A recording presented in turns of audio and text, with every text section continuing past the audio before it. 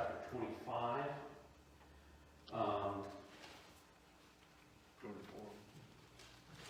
No, we finished 24. Or, maybe not. I'm sorry, I have a check mark there. We'll finish that out. We left off at point 3, didn't we? Well, yeah, 24. And then we're going to go into chapter 25 tonight as well. And for those that we've sent outlines to, as far as for your outline there, point number 1 will give you the blanks up to this point. Point number 1 is Eliphaz speaks and Job responds. Eliphaz speaks and Job responds. Point number 1 in the outline. Then B is Job's reply. Job's reply. And that's all we got to. So we'll pick up there. And so here we'll finish out chapter 24 tonight. Possibly get into chapter 25 if we have time. And here we see Job's reply to Eliphaz. And once again, we see Eliphaz bringing up, notice there in your notes, we're obviously not going to go back reading through the whole text, but where he speaks in point number 1, Eliphaz's final response, he rebukes Job again for his claims of innocence. Point 2 was he accuses Job of great wickedness. 3, he charges Job of cherishing wicked ways and trusting that God doesn't see it. And then point 4 was he exhorts Job to return to God and enjoy renewed prosperity. So, up to this point, what did we say was the real problem with his friend's arguments? What was the one blatant problem with the arguments? They thought Job was sin. Right, he thought he was sin, right? So therefore, their arguments really didn't apply. And that's really what we come down to is, you know, they're saying all these different, having all these accusations and saying you had to have sinned. You had to have done some wickedness. It's almost like some type of tribunal it's turning into where, you know, confess, you know, or the Lord's going to, you know, judge it. And so that's where we are right at this point. And so here at the end of chapter 24, notice there, we talked about there in point 2, under point B there, Job's reply. 2 was maintaining his claims of integrity, and he is awed by God's dealings. And notice there, that was wrapping up chapter 23. Let's look at that last couple of verses there of 23, because it really ties in going into chapter 24, where he says in verse 16, verse 15, he says, "Therefore I am terrified at his presence. When I consider this, I am afraid of him. For God made my heart weak, and the Almighty terrifies me, because I was not cut off from the presence of darkness, and he did not hide deep darkness from my face."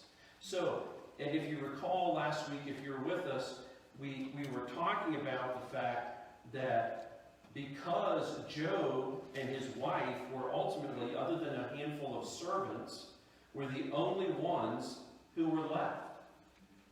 All of his family had been killed. Most of all of his servants have been killed, except for each time, if you recall, earlier in the story, they allowed one to return home, only with the bad news that everyone else had been killed, or the sheep had been stolen, and the camels, and etc., etc. So we have all this. So Job comes to the reality here, and the realization here at the end of this chapter, at the end of this portion, where he says, here at the end of chapter 23, where he says, "For God made my heart weak, and the Almighty terrifies me." And why? Why does he say that this is true? Verse 17 answers that, where he says, "Because I was not cut off from the presence of darkness." He wasn't killed himself, and he did not hide deep darkness from my face. And so here, once again, we see that Job is, and he uses the word terrified here, And this isn't like a terrified, like we would be terrified of snakes or whatever terrifies you of that nature. It's basically in relationship to the realization of everything that he's lost, and yet God allowed him to live. That's what's terrifying Job. And the word terrified there is really, it's basically what we would say today as an explanation of that is basically it's an awesome reality of who God is, number one, and then also in relationship to who we are. And this is what Job is coming to the reality here in this text, that it's, I'm sure it not only dawned on him, but I'm sure with the sorrow of loss and everything else, he's coming to the realization of realizing here that, hey, God is the one who has kept me alive for whatever reason, right? And so here we come to the end of chapter 23. Then we pick up here in verse 1 of chapter 24, and it says, since times are not hidden from the Almighty, why do those who know him see not his days? And then also he goes into verse 2. Some remove landmarks. Man, aren't we seeing that today? They seize flocks violently and feed on them. They drive away the donkey of the fatherless. They take the widow's ox as a pledge. They push the needy off the road. All the poor of the land are forced to hide. Indeed, like wild donkeys in the desert, they go out to their work searching for food. The wilderness yields food for them and for their children. They gather their fodder or their food in the field and glean in the vineyard of the wicked. They spend the night naked without clothing and have no covering in the cold. They are wet with the showers of the mountains and huddle around the rock for want of shelter. And notice, as we're reading through these verses and he's describing all this, notice back in verse 1 again where he says, since times are not hidden from the Almighty, why do those who know him see not his days? And we would have to ask our own selves the question. A lot of times we can, if we're not careful in our own lives, we can fail to realize that, hey, God is providing for us. Yes. We don't have to act like the wicked. You know, notice what he's saying about what people are doing here. He says, some remove the landmarks, they seize flocks violently and feed on them. They drive away the donkey of the fatherless. They take the widow's ox as a pledge. They push the needy off the road. He goes through these various verses talking about what these individuals are doing. And we have to come back to the realization even today. God has not forgotten us. He provides for our every need. And we don't have to act like the wicked. And then he comes down to verse 9 where he says, some snatch the fatherless from the breast and take a pledge from the poor. They cause the poor to go naked without clothing, and they take away the sheaves from the hungry. They press out the oil with their walls and tread wine presses, yet suffer thirst. The dying groan in the street, and the souls of the wounded cry out.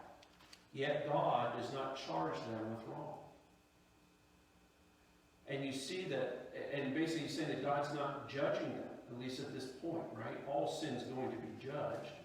But we see that all of these things are happening, and yet, it says, but yet at the end of verse 12, he says, and God does not charge them with wrong, or judge them with wrong. So as we're going through this, you say, well, why is Job going off on this tirade of all of this description? He's describing here what all's going on with the wicked and how they're treating innocent individuals. And yet, and the key verse there really is at the end of verse 12, where he's saying, once again, the souls of the wounded cry out, and God does not charge them with wrong. And we would say, too, that in this, at this point, all of his friends are alluding that Job has sinned. But yet there's all this calamity that has come down upon Job. So was that because of his wrong? No. Was that because God was judging him? And the answer is no. He wasn't judging him at all. He was testing him, I do believe that, to see really in the end where his faith and allegiance really was in the end. But here, it wasn't because of his sin. Now, does at times God allow things into our life to see how much we have faith in him?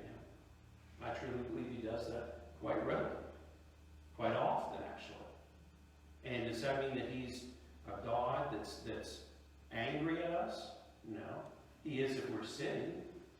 But because he allows things into our life that we just don't like at times, doesn't necessarily mean that he's angry at us. And so, then as we come down there, and he ends it there, verse 12, he says, and God does not charge them with wrong. And basically, these individuals are not being judged presently. But does that mean that what they're doing is right? No. But so, really what Job is getting at here in this point is that you're charging me with wrong, and that God should be judging me with wrong, and be our sin. And that's just not the case. He's saying, hey, here's all these individuals doing all these blatant wrongs, from verse 2 all the way down to verse 12, and God's not judging them. So he's asking the question too here, as far as why would he be judging me whenever Job hadn't done anything wrong? And so here, this is really a valid question, or statement, we should say, from Job. Coming down to verse 13, it says, there are those who rebel against the light, those that don't know God, and they do not know its way, nor abide in its path. The murderer rises with the light. He kills the poor and needy, and in the night he is like a thief. The eye of the adulterer waits for the twilight, saying, no one will see me, and he disguises his face. Verse 16, in the dark they break into houses which they mark for themselves in the daytime. They do not know the light. For the morning is the same to them as the shadow of death. If someone recognizes them, they are in terror of the shadow of death. They should be swift on the face of the waters. Their portion should be cursed in the earth, so that no one would turn into the way of their vineyards. As drought and heat consume the snow waters, so the grave consumes those who have sinned. We'll pause here for another moment before we conclude these few verses. But and notice that's another important verse there, where he says, so the grave, there in verse 19, consumes those who have sinned. So, he's also saying here, all these different sins, again, from verse 2 down to this point, these are terrible acts, aren't they? I mean, look what it's talking about. I mean, at first, you're talking about, seizing flocks violently and eating them. They're hungry. But then it just keeps snowballing, doesn't it? And I mean, it seems like it gets worse and worse and worse and worse and worse, all the way down throughout this chapter. Then he starts talking about murderers. Starts talking about those who commit sexual sins. And then he goes down to talking about thieves and all these different areas. And then he comes down to verse 19, where he says, so the grave consumes those who have sinned. And we would say that death, in the end, really is no judge of character, is it? It's going to take each one of us. Death will, unless the Lord comes back first. And so here we also have to understand that all sin, and we mentioned that in the outset, will be judged. Nothing's getting by. Nothing's, and just like these friends are accusing Job of sinning, which he was not, he knew he was not. He's making the point here that all these individuals are committing all these sins. It may look like that God's just giving a wink or a nod, but that's not the case at all. One day, they're all going to stand before God. They're all going to give an account to Him. All sin. And he comes into verse 20, the womb should forget Him. The worm should feed sweetly on Him. He should be remembered no more. And wickedness should be broken like a tree. For He preys on the barren who do not bear, and does no good for the widow. But there's good news in the chapter. Notice in verse 22. But God draws the mighty away with His power. He rises up, but no man is sure of life. He gives them security, and they rely on it. Yet His eyes are on their ways. That's an important statement, isn't it? God knows about every way that we, and every act that we commit. And we would also say that as we live our lives for Him, to please Him, it shouldn't be because we have to, but it should be because out of love. And it's not just solely because, oh, He sees what I'm doing, so I better get it right. He knows also our heart.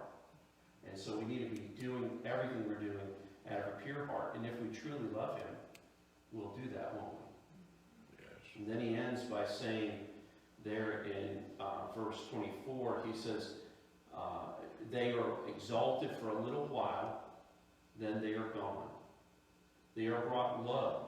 They are taken out of the way like all others. They dry out like the heads of grain. So you think once again about all these different individuals who are doing all these different sins. And Job knows all about it. He's no doubt seen some of it. And being the rich man of the East, I'm sure a lot of these things have happened to people he knew, because he knows a lot of people being in that type of status. And so he's spelling out all these different sins that he knows of or that he's seen happen. And he comes down to this point here, which is extremely important at the end of this chapter, where he says he gives them security and they rely on it, yet his eyes are on their ways. And they are exalted for a little while, then they are gone. You know, you think about a lot of different individuals in this world right now that we look at as evil. Not going to name names, but you can fill in the blanks. And there's a lot of that going on, isn't there? There always has been. And you think about the idea that really death, again, is no respecter of persons. And death is not only going to claim the righteous at one point, it's also going to claim the sinful. And once again, coming back to the reality that we will all stand before God. And he says once again, he says, then they are gone. They are brought low. They are taken out of the way like all others. They dry out like the heads of grain. So then he concludes in verse 25 by saying, now, if it is not so, who will prove me a liar and make my speech worth nothing? So he said, he spells all of this chapter out, talking about what's going on, talking about how that God's going to judge the sinful. And he's going to judge all these different sins that he's talking about here. That we know of, did Job commit any of these things? No. Does that mean that Job was a perfect individual who never sinned? No. But as far as he knew in his own heart, he was righteous before the Lord. Again, Job chapter 1 spells that out.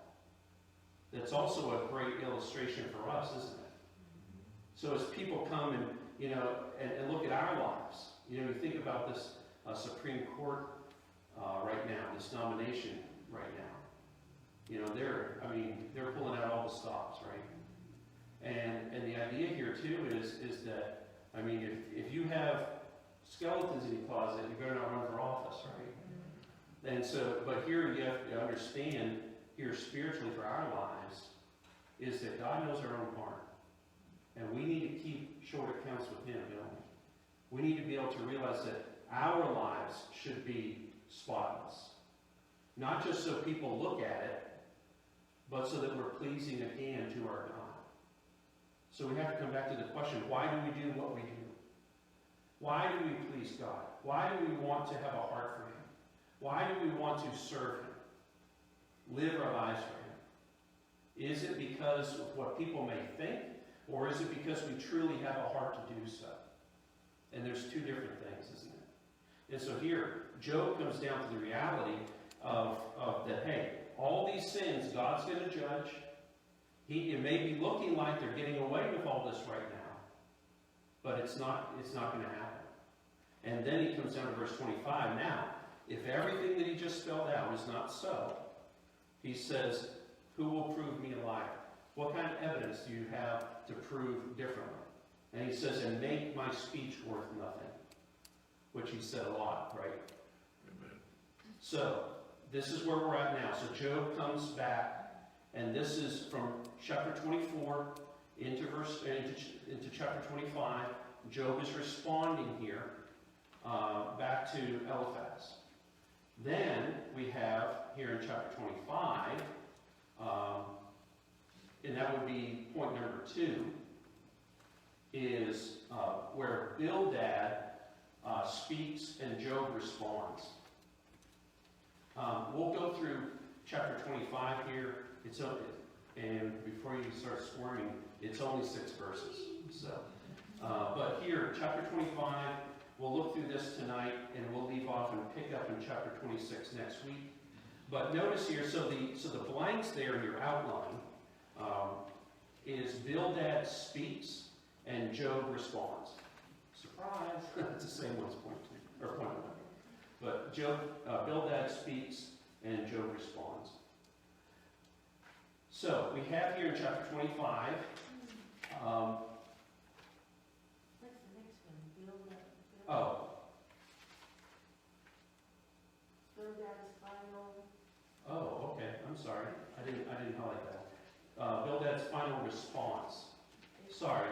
Point 1. I forgot to highlight that for that one. Bildad's final response is A. Bildad's final response. All right, and so we'll look into what Bildad has to say. And notice here, it changes roles here, by the way, and you'll see that as we go through this. And so here we see here, and I don't know how your Bible reads, and the title of this section is Bildad, How Can Man Be Righteous? So, he starts off in verse 1, and he says, Then Bildad the Shuhite answered and said, Dominion and fear belong to him, or God. He makes peace in his high places. Then he asks some different questions here, and he says, first of all, is there any number to his armies? And is there any? No. You know, it's like this song, he could have called 10,000 angels to destroy the world and set him free. Does that mean he has only 10,000 angels? No. If he only did, he could probably create a few more if he wanted to. So here we see that he asks the question, though, is there any number to his armies? The answer is no. Also, upon whom does his light not rise? You know, you think about the one verse where it says that the rain falls on the just and the unjust. It reminds me of this verse, doesn't it? And here, he says, upon whom does his light not rise? And that's an important statement, isn't it? When we think about the reality that God's glory, God's presence, and the reality that he is real is new and fresh every morning to all of mankind to see.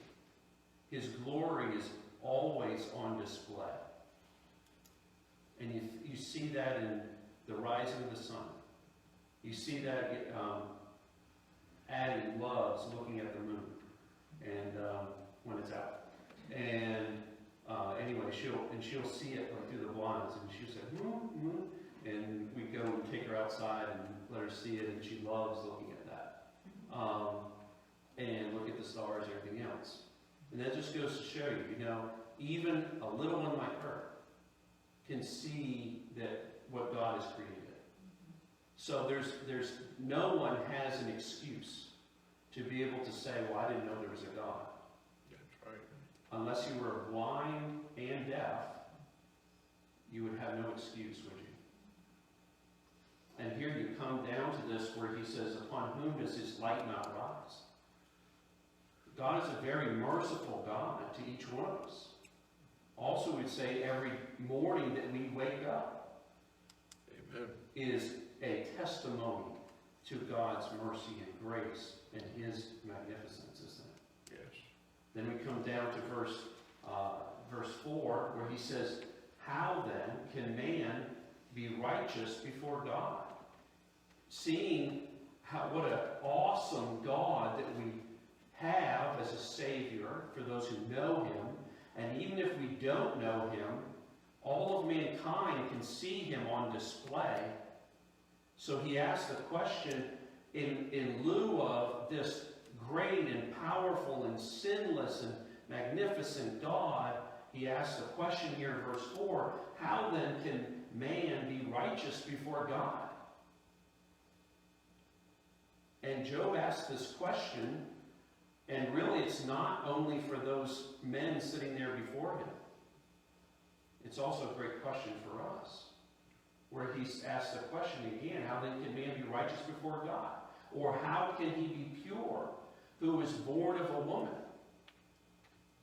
And the answer is, we're not. We're not pure. We're not unrighteous in and of ourselves. And then he comes to verse 5 where he says, if even the moon desires not to shine, and the stars are not pure in his sight, how much less man who is a maggot and a son of man who is a worm? Some pretty strong statements here. And we have to come back to the reality here as Job is describing here in these verses, that really this is what we are. In light of who God is, this is exactly who we are. He talks about here in verse 6 especially, how much less man who is a maggot. Yeah. How many of us go around, introducing ourselves like that? Never have. And a son of man who is a worm. But really, in relation to our God, that's exactly how we are. And you think about it. Think of what we were created out of. The dust of the ground, right? So it's not much, the worms are a little bit lower than dust. But you think about it, nothing really to brag about, is it? And are we righteous in and of ourselves? That's the most important question that comes out of this text. And the answer is no. We're not. That's why we need the righteousness of Jesus Christ. Job understood the reality here, and that's what these questions are getting at for him, to these men at this point, and to the reader here even tonight, is that as you look around, and Job understood, and here Bildad here in this point is asking these questions. So he's turning it around, asking the questions of number one there. Look, notice again in your text. He proclaims the greatness of God, first of all, in verse 1 through 3, and then in verses 4 through 6, can anyone be righteous before God? And the answer is no. So, the other men, he turns it kind of on its head, and the reason I say that is because all the other men are basically just, kind of gnawing at Job, what sin have you done and unrighteousness have you done? Whereas Bildad comes into a different spin on it, saying, we can all agree how great God is, but are any of us unrighteous? So he takes a little bit different tone, doesn't he, than the rest of the men at this point. But it's still trying to get home the reality that he still believes that Job had sinned against God. I added a couple extra notes here to this portion in 25. He shows in verse 2, 3, and 5 to think honorably of God. And here, he's not just talking in generalities, he's talking to Job. This is how he's describing that Job ought to think, is to think honorably. But then also in verses 4 through 6, to think of ourselves, or to think rightly of ourselves in verses 4 through 6. So he's in a roundabout way, not calling specifically Job a liar or saying that he specifically is sinful, but he's saying here that, hey, who's not sinful in light of who God is? Basically, giving almost like the, nudge for Job to admit, yes, I've sinned. Then also, another thought is that he misapplied this to Job, and we should take note of this ourselves. So even in this, which are some great points, right? We've already kind of went through them here in depth of what chapter 25 is even talking about. But he's applying it to Job. And that's where he goes wrong. Because why? Does Job know all these things to be true? Absolutely he does. He's been saying the same thing. And really in most of all of the responses to the arguments to this point, he's been coming back with almost exact same statements. He knows how great God is. Chapter 24 was that we just, or chapter 25 rather, that we just read, comes back to the reality of talking about all the different sins that are being committed. God is not going to let those things slide. There's going to be judgment one day. Those people that commit these sins, there will be death, and there will be judgment. And he understands that. He understands about sin. Why? Because he was trying to keep his life pure himself. And we see that all the way through here. And so once again, it kind of backfires on Bildad, even though the questions are valid, and they're actually, and that's why I put even in my notes, we should take note ourselves. To be able to realize these things. And just like he says there, notice back up in verse 25 again, if the moon does not shine and the stars are not pure in his sight, how much less a man who is a maggot and a son of man who is a worm? I think sometimes even as believers, we need to take note of, hey, who we are in relationship to our holy God. Now, I understand, yes, we're sons and daughters of his. We have the opportunity. We were sharing these prayer requests tonight. We have the opportunity to, and that should blow us away, to think that we can come before this holy God. He wants us to be able to have a relationship with him, to be able to share our needs, to be able to praise him for all that he is, and not just for what he does. And that, again, that we are sons and daughters, but we also have to realize that in the scheme of things, we're really nothing. But that's really where the mercy and grace comes in, isn't it? We really are nothing. But he had mercy and grace on our souls. And to each one that comes to know Jesus Christ as Savior, he pours out that same mercy and grace. And so here, even though it was misapplied to Job, I don't want us to just discount it, because it's some great questions here that we need to be able to take heart to ourselves. So we'll stop here for this evening, but then we're going to come back to Job's response, or Job's reply there in your notes, to this next week in chapter 26.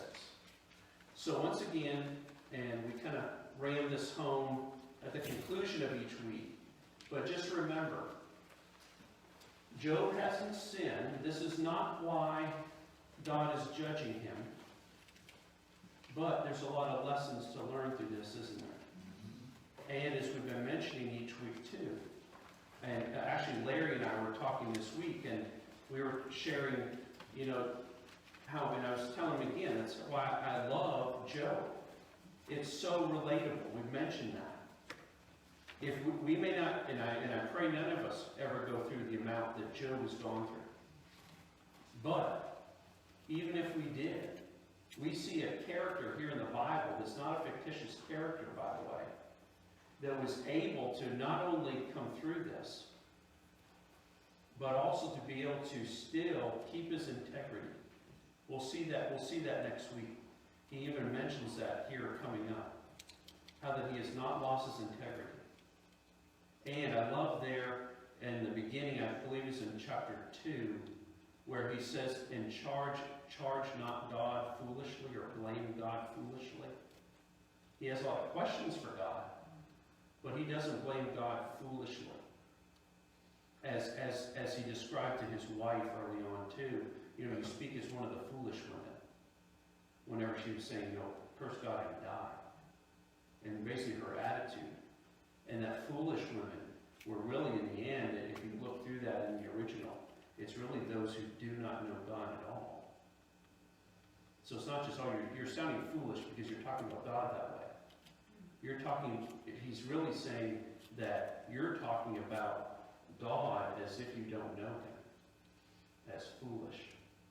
And so here, once again, that's why I love Job. It's so relatable. There's different things that may be tweaked different this way or that way, but it's still things that we go through, right?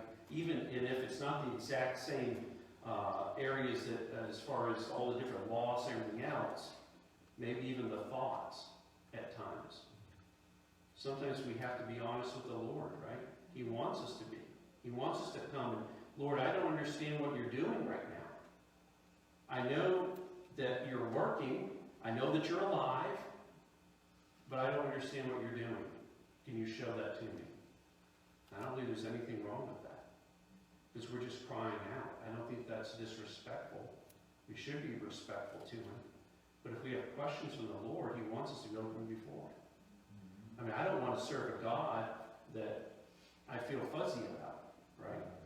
And so we want to be able to come before our God and say, hey, I don't understand this. I want you to be able to show me. I believe in time he will. And that's the blessing as well that Job, and again, knowing the end of the story, that we'll see in the end that Job does come to understand that in a great way. He knows it to be true, but he's going to actually experience it in a far greater way than he has even at this point. So what a blessing it is. And so trust that it's going to continue to be a blessing to our hearts each week as we look into it. And let's look to the Lord in prayer as we close. Father, we just come before you tonight. We're thankful, Father, for your word. We're thankful how that we can come to it. And even in these questions that even build that, even we saw even tonight, how that he brings these questions and ultimately accusations against Job that were false. They're actually great questions to be able to even ask ourselves, even at times. We also need to understand, too, that we need to ask ourselves the question of why do we do what we do? Why do we please the Lord with our lives? Or not please the Lord, we be even at moments.